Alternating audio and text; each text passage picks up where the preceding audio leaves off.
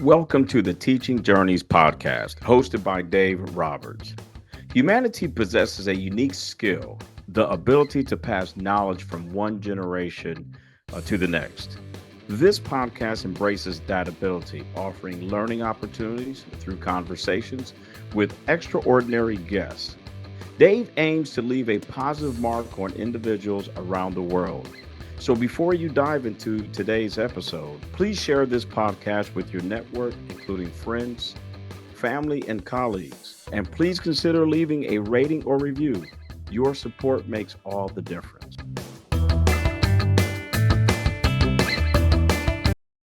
Hi, everyone, and welcome to another episode of the Teaching Journeys podcast. I'm your host, Dave Roberts, and today it is my pleasure to have as my guest, Devon Taylor.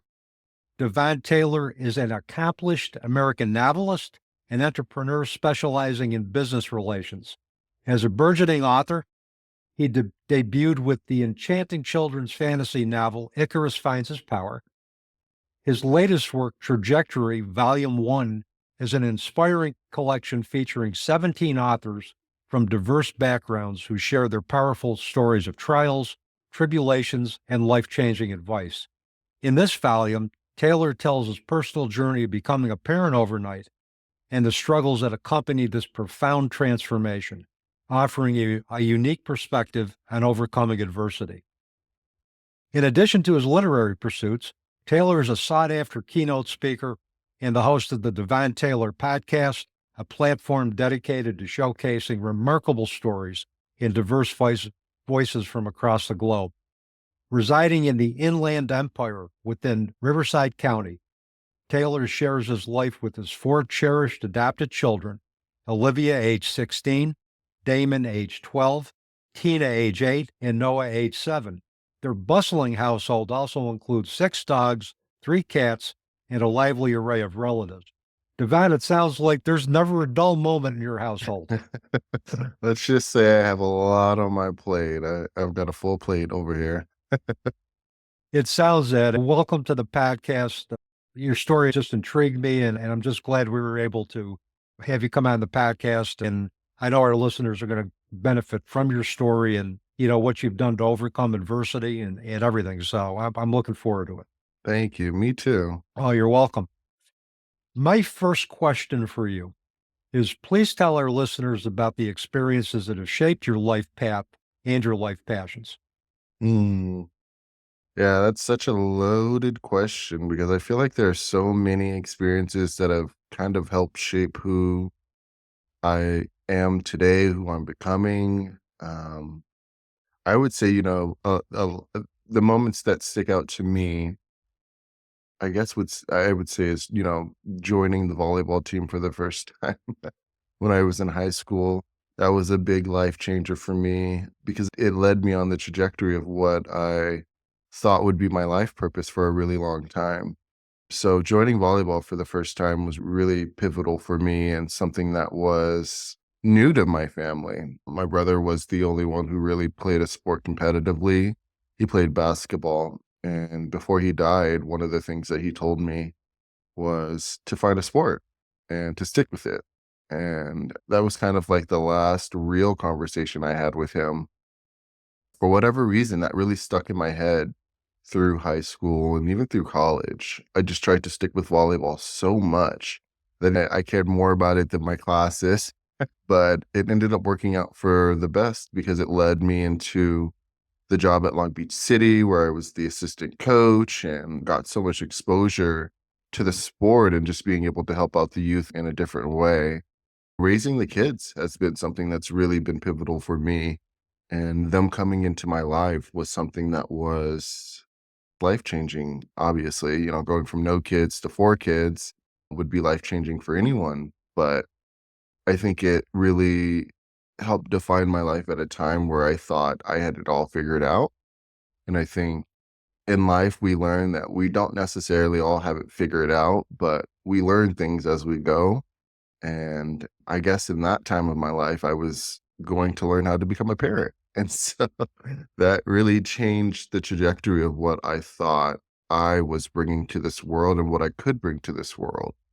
So I would say those 2 things come to mind immediately. Obviously, everything that I've done after, creating the book, speaking on, a stage, creating the podcast, just trying to do things for myself to, I guess, put my image out there, put my brand out there, because I think at the end of the day, we all want to leave some kind of mark, and that was, to me, the easiest thing to do was to write a book and something that felt authentic. So, yeah, I mean, those are just a few things that have kind of helped shape my life, but I feel like in every area, or I guess every moment in your life, you're going to find yourself in certain stages, and depending on what you're going through in that moment, those will probably be the things that define it. And I have so many that it's hard to say, but I know everything is connected in some way. And so I've tried to have a broader perspective on how those connections work and how they have gotten me through some of even the hard times in my life, and just being open to those connections and being open to what life can bring you, I think really helps with those different things that come in and kind of affect which way we can go.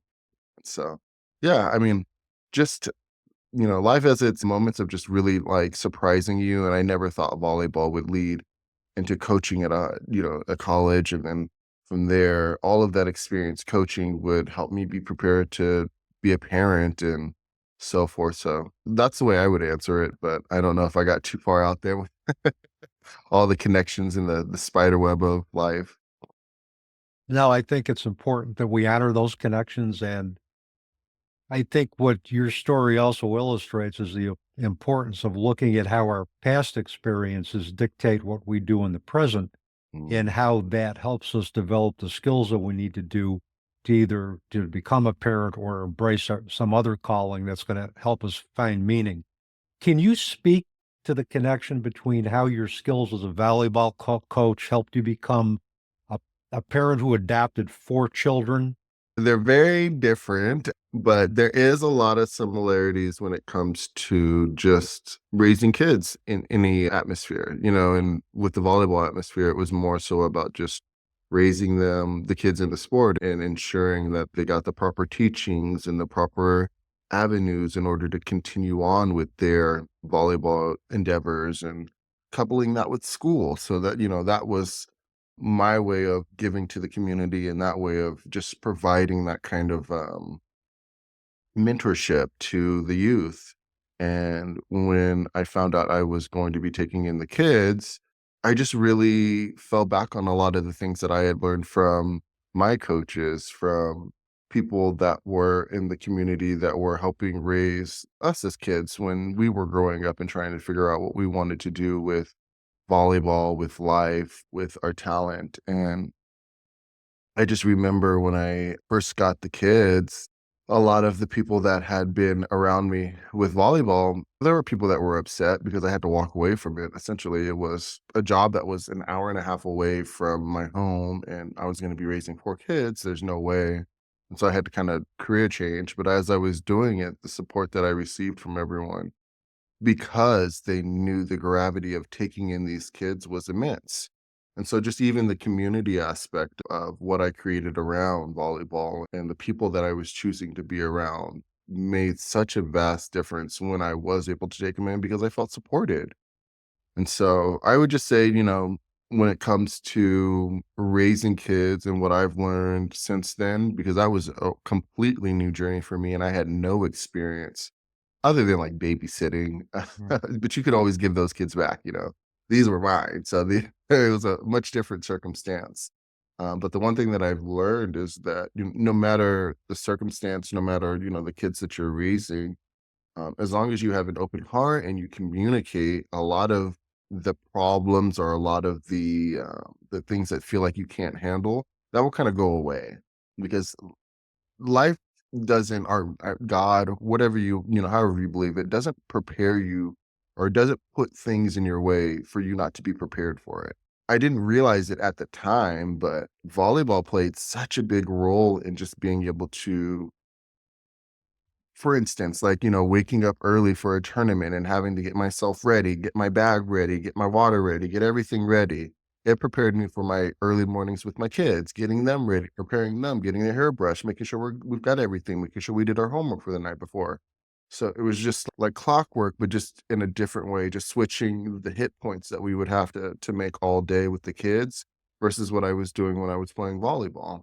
So I'm super grateful that I grew up in a community that really loved the sport, but also had respect for the sport. And with that respect, you just get taught certain things that you're able to pass on. And so I was able to pass that on to my kids, and now they're doing it themselves. And I don't even have to wake up with them, and they're super independent. It took a little bit of time, but once you have that discipline within you and you try to instill it in somebody else, it's much easier when you've gone through it yourself. So I guess that's the best way I could correlate the volleyball, raising the kids, and how that all worked out for me in the long run. Yeah, there certainly is a lot of overlap, and particularly when you talked about, having an open heart, being compassionate, creating an atmosphere where like your players would be comfortable coming to you about things, not only volleyball related, but life related. Right. And I think those values that you developed and an atmosphere that you created as a volleyball coach certainly carried over to raising your nieces and nephews because you found yourself with a sudden community Mhm. of children who needed you. And speaking of support, tell our listeners about the role that your mother played Mm. in how she supported you in your desire to raise your four nieces and nephews. Yeah, my mom was right there. I mean, at the time, my mom and my partner at the time, John Carlo, were really big supports. They both um, made it easier in terms of just really being there. And so, like, when we initially found out about the kids, I was freaking out. Like, I'm like, how are we gonna do this? I've never been a parent before. You're about to be retired. Like, speaking to my mom, my partner's never had a kid before. Like, I was freaking out, and I couldn't really wrap my head around it at first. And I remember her just really stopping me and saying, like, you have support. We got this. No matter what, we've got this. And just her cool, calm, and collected attitude kind of helped ease me. But then I had to bring it to John Carlo and talk to him about that. Like, hey, I got four kids. Not sure how you feel about it. And his reaction was very similar. Like, we've got this. It's okay. And I think just knowing that they were going to be there to support no matter what was super important for me at that time because it was a big transition. Like, I knew that I wouldn't be able to coach because somebody was going to have to stay. My mom, worked across cities down, and she was about to retire. So I didn't want her to, lose out on her retirement. So there was just a lot that I had to personally weigh, but they were right there to support it. My mom was okay with me switching my jobs and understanding me having to stay back with the kids and just make sure that they're okay. Just really supported the idea and would really come in when I needed it, giving me breaks by, watching the kids when it needed her to, and just being a good support. And John Carlo the same. Like, they really made it easier for me to be the type of parent that I wanna be, which is a little bit more focused on the kids and their growth and what they've been through and how we can help them get past that. They've got a lot of issues within themselves because of what they've gone through, so they needed a lot of patience from us, and honestly, they needed a lot of support at the beginning. Yeah, It's but yeah. no, sorry, I didn't mean to interrupt. No, you're good. I was just gonna say it's been a rewarding experience all the way around, and yeah, just I'm grateful for the support that my mom and John Carlo were able to give me in the beginning. Yeah, particularly, and it sounds like they came from a very unhealthy home situation. And Mhm. when they come from an unhealthy home situation, it's stability. I think it's support, it's consistency, it's knowing that they're loved. We can show them that there are alternatives and help them for lack of a better term, buy into those alternatives, the chances of avoiding further problems, whether it's mental health issues or intimacy problems down the road, are going to be certainly lessened because of that. I agree 100%. And that's why we want to be so, I want to be so involved, but at the same time, allow them to have that dichotomy of like making their own decisions. So I try to find like, a fine balance between how I was raised and how I want them to be raised, and even asking for their opinions, like, hey, like, what do you feel about this? How'd you feel about how I reacted about this? And just keeping that line of communication open with them, because the way I see it, they are our future, and the more I can Mhm. instill that in them, like, you're our future. You guys are going to be running things. I need you guys to be on top of running things. So the more I feel like I'm instilling that, the more I feel like I'm creating people that are going to be really active members of society versus just kind of allowing life to happen to them. And that was a big part of writing the book, showing them like you can create life and you can create the path that you'd like to see. It's just about doing it. We are going to get to the book because I do want to talk about your Oh, book, yeah. Icarus Finds His Power. So we're going to get to that. But before I forget, I want to ask this question. For those families who are thinking about becoming foster parents or adopting children, what can they expect?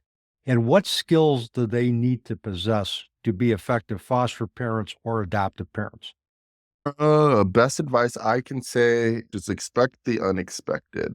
Foster kids or kids that have been in the system in general are there for a reason, meaning they've been through a lot. And there are things that may have happened to them that could really be damaging to not only their personnel, but their self esteem and who they are and how they identify in this world. And one thing that I thought was, oh, everything looks so peachy clean on the outside. They all look happy. They all look clean.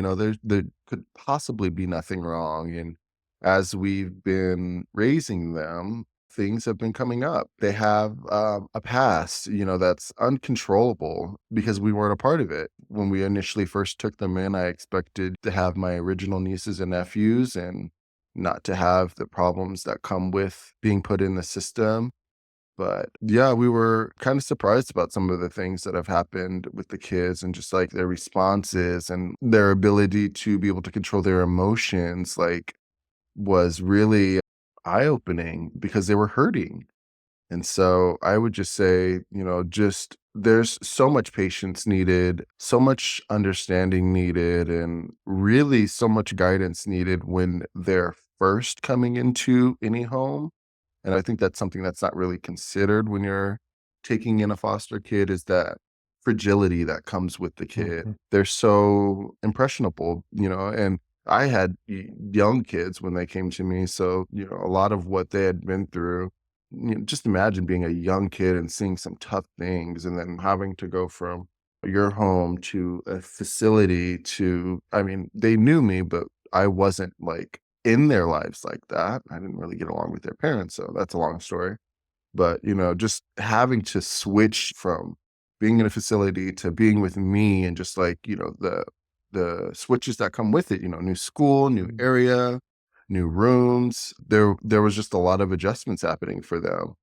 And so I would just hope that people that are thinking about taking in foster kids would really consider just like the mental fragility that comes with it if they've been through something hard, or if they've been through something tough.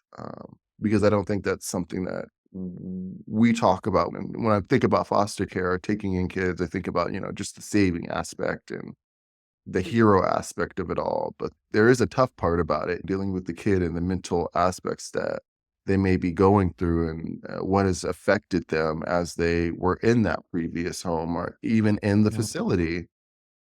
So I think that was something that I didn't realize from the jump, and I wish I did, because I think I would have understood more. I think I would have been able to respond better in certain situations. Well, and I think you bring up some valid points. It's not only the history that they bring from their family of origin, it's also their history in terms of past foster care experiences. And a lot of times, and we know There's abuse in the foster care system. There are foster parents who don't show the love and stability needed for that child to begin to re-engage in life productively. When they come into a home where there's all that love and support, like you showed your nieces and nephews, Devon, it takes time for them to really trust that this is going to be consistent, because Right. there's a part of me that thinks, this is good now, but I'm just waiting for the other shoe to drop. When is it not going to be good? And Right. the more we can model consistency and love and empowerment, it's going to take some time. Mm-hmm. But when they come around, it's going to be an enriching experience for both the foster parent or the adoptive parent and for those children who have come into that home. I agree. Mm-hmm. Let's talk about your book, Icarus Finds His Power. What is it about? Tell us a little bit about the myth of Icarus. Tell us about the book and what you hope readers will take away from reading it. Absolutely. So when I wrote, well, I'll say we, because it was a family effort, and super grateful that that was how we did it. Just a little backstory how Icarus came about. I was thinking really, I get into really thoughtful moments, and I was just really pondering on how I could connect with the kids more. We weren't having really any issues, but I just wanted them. When I took in the kids for like more than just taking them in to give them a home. Like I wanted them to have a different life. And so with that being said, I was pondering one day, what can I do? What can I do? What can I do? And it instantly came to me after, a long thought process of writing a book. And I was like, oh, I don't know if I should write a book. It was something that I knew was in me, something that I knew that I would wanted to always do. Like I went to school to become a writer and never really finished that portion. I got my degree in something else. And I have always been around people that create, but have never really found my creative passion. I started a podcast like years ago with a friend, and then we didn't end up being friends. So I had to stop. It was always something around creating. And I finally was like, write a book. It just kept coming into my mind, write a book, write a book. So I finally sat down one day and I wrote down Icarus, the Smickerus is what it was originally called. It was a little rhyming children's book. And I just wanted to do something quick, something fast. And I brought it to the children. And I just told them, like, hey, I want to write a book. You guys feel, down for that? And they were all down for it. And so we made the process, and that was the beginning of Icarus. And so what it transformed into was a chapter book, a children's chapter book about a boy that grows up on a planet called Aurora. His mother is kind of like the god of the planet. She's basically come down to unite the entire community, village, and bring peace on the world, essentially. With that, obviously, when someone tries to bring peace, there's always someone that's opposing it. So that's where Nimrod comes in, who's the bad guy. Not to give too much away, between Nimrod and the light goddess, which is Icarus's mom, they kind of have a battle, which ends in some fatalities. It leaves Icarus in a situation where he's got to figure it out. The idea of Icarus and his journey was he is on this journey of self-discovery as a newly foster. And so we're kind of pulling away from our situation with the kids and kind of bundling it into one character and taking him on a magical journey so that there's elements of fantasy in it, but also elements of real life, how he feels about being a foster, how he feels about losing his mom, how he feels about having to kind of navigate and figure out life on his own.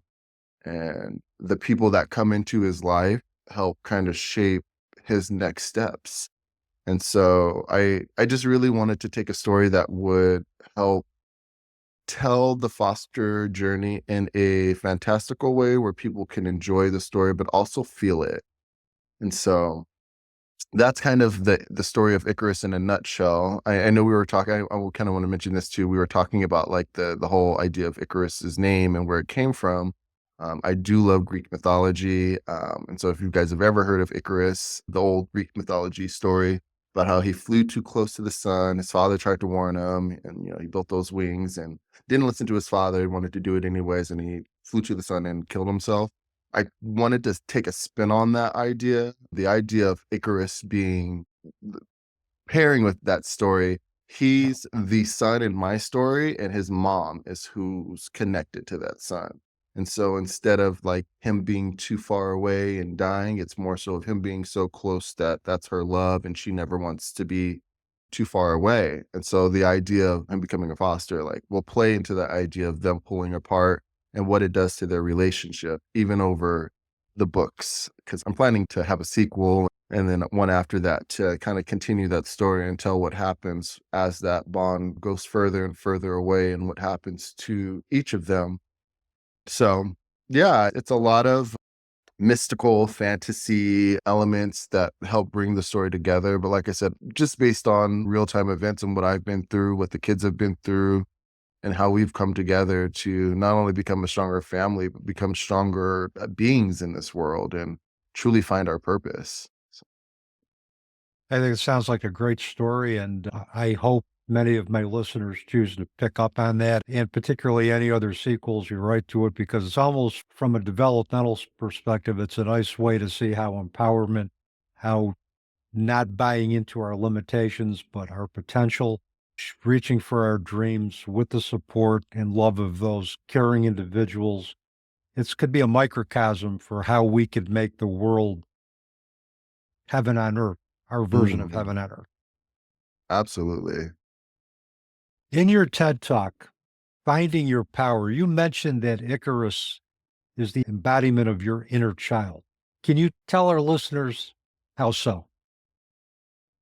Well, so I think when I wrote Icarus, because like I said, it started off as a children's rhyming book and transformed into a chapter book. And when I went to the publisher, that was their idea to kind of flesh the characters out more.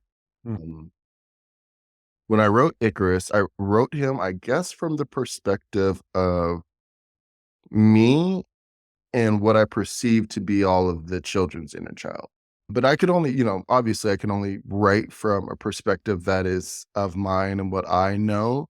And so that's kind of why when I did the speech, it was really important for me to put that in there because it's true. Icarus's thoughts, feelings, his patterns are all modeled after some of the things that I have said to myself in the past. I just did a recent interview and didn't realize that this interview was going to lead in this direction, but we started talking about my father and the past and how that's affected me. And I didn't realize how much of me not having a father in my life played out in the story of Icarus Finds His Power. Even though, it's his mom that he loses, and in a different way, I have had my mom my entire life, and so that played a big role in it, but not having a father, I think did something to me and for me. There's no way that you cannot be affected by not having that father figure in the house, but also for me because it's helped me bring this story to life and help me kind of define who I am in this world, and if anything, find a community of people that have been through the same thing.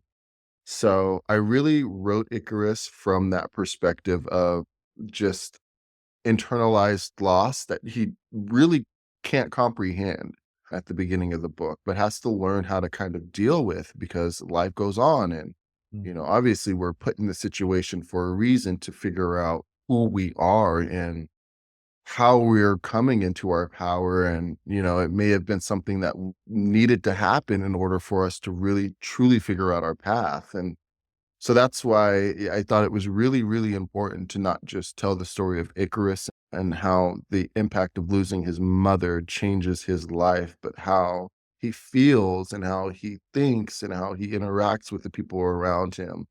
And that personality, that inner child within me was always speaking when I was writing him. So I just felt it was natural to say that, Icarus is the embodiment of my inner child. I want to say I go as far as the children's inner child too, from what I witnessed and some of the things that I saw and just the reactions they would have in certain situations. So he's a really important character to me. And I just really hope that I can continue telling his story and really hoping that I can impact the people that need to hear his story more importantly. Yeah, I suspect you will continue to do that. I suspect your inner child will continue to come out and be a co-writer with you in terms of anything you do in the future. So thank you for that, Devon. Of course. Yeah. What lessons in life would you like to pass on to the youth of the world? I love that question, because that is such an easy answer for me. Follow your passion. That is the one thing, if I can say anything before I die, before I leave this earth, that is super important to me, but more so super important to get to the youth of the world, is to follow your passion. I waited so long to write this book, to get to this point in my life of knowing I I know that I have more to give than just a 9 to 5, or just, and not to diminish a 9 to 5, or, diminish coaches or anything, but I knew I had more to give to that. And not only that, something that I wanted to leave on this world. And so, knowing that my entire life, but never really having like a vision, an answer, a reason, a why, really messed with me, I guess, throughout my entire youth and even going into my adulthood. And uh, I'm super grateful for the kids coming into my life, because I don't feel, if they had not come into my life, that the idea of Icarus would not even be born, and to even think about that now in this moment in my life, and how, just seeing him behind me, it's mind-boggling. And so I'm super grateful that I got to this point of just asking myself, "What is it? What is it? What am I doing? What am I supposed to be here? Why am I here? What is my calling?" And just finding my passion, getting back to that, it's almost like, earth-shattering in a good way. It really brings so much new perspective to what we can do as human beings on this world. And so I really hope that I can inspire any children to start early, start now, and to find their passion. What truly makes you happy? What could you do that you feel no one would have to pay you for, but you could do it anyways? Like, that is the kind of passion that I'm speaking to. I could write books all day, every day, and no one would have to pay me for it, because it's what I love to do. And that's what I really, really, really hope people can pull, even if you're not a child, if you're an adult and you're still trying to figure it out and you're trying to find yourself in this world, ask yourself, what is the passion? What are you passionate about? And how can you create that into, your job, your source of income, your whatever, your, hobby? It doesn't even have to be making you money, but I know if you're following your passion and you're doing something that lights you up inside, it'll make everything else around it so much more worth it. So that's my ultimate And, message. and you're right. We're never too young or too old to find our passion. Mhm. Now, the artwork, did one of your children do the artwork for the book? Yeah, so, it's based on the artwork.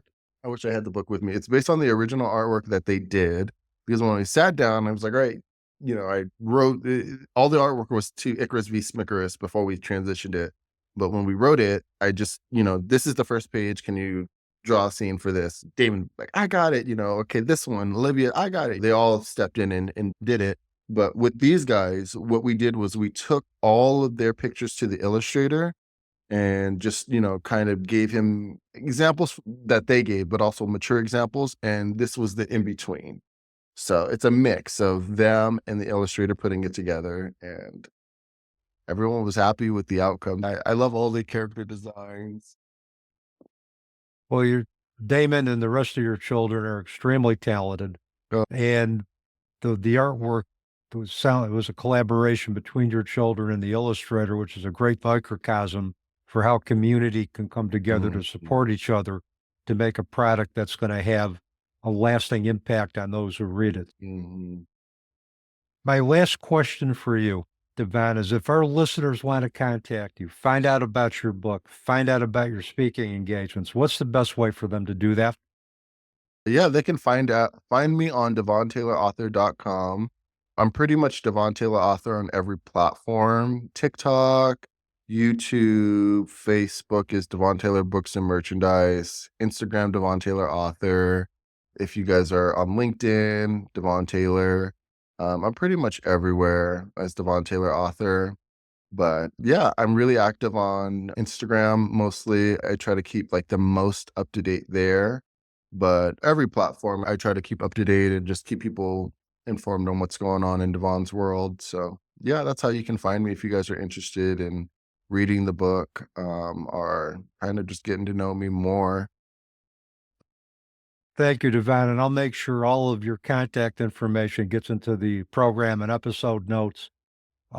With that, thank you so much for sharing space with me today on the Teaching Journeys podcast. I truly enjoyed our conversation, and hopefully we can have more in the future. Oh, absolutely. Thank you so much for having me. This was great. You're welcome. And with that, that is a wrap on another episode of the Teaching Journeys podcast. I'm your host, Dave Roberts, wishing you peace.